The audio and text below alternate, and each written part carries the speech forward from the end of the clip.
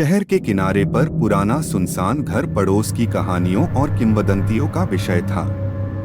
लोगों ने व्यक्त किया कि वहां अजीबोगरीब चीजें हुई कि पिछले रहने वालों की आत्माएं वास्तव में इसके गलियारों को डराती हैं।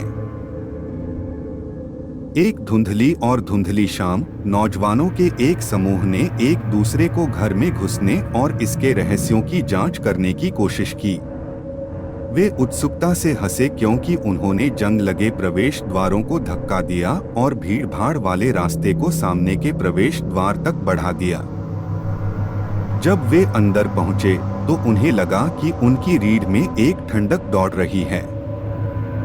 हवा बदबूदार और चिपचिपी थी और फर्श के तख्तों की चीखें खाली कमरों में गूंज रही थीं।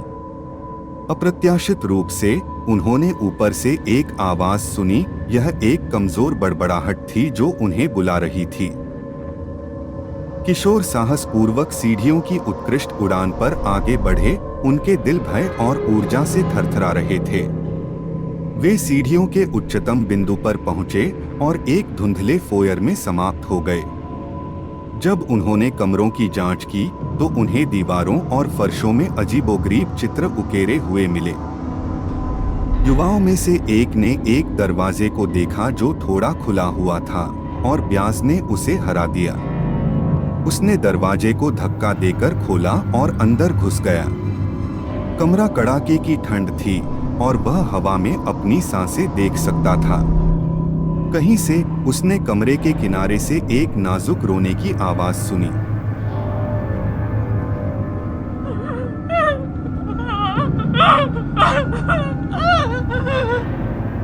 वह धीरे धीरे ध्वनि के स्रोत की ओर बढ़ा और जब वह कोने पर पहुंचा तो उसने एक छोटे बच्चे की डरावनी आकृति देखी।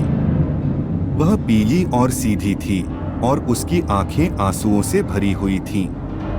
उसने उसकी ओर देखा और बड़बड़ाया, मेरी मदद करो। युवक भागने चला गया, लेकिन उसके पीछे जबरन दरवाजा बंद कर दिया।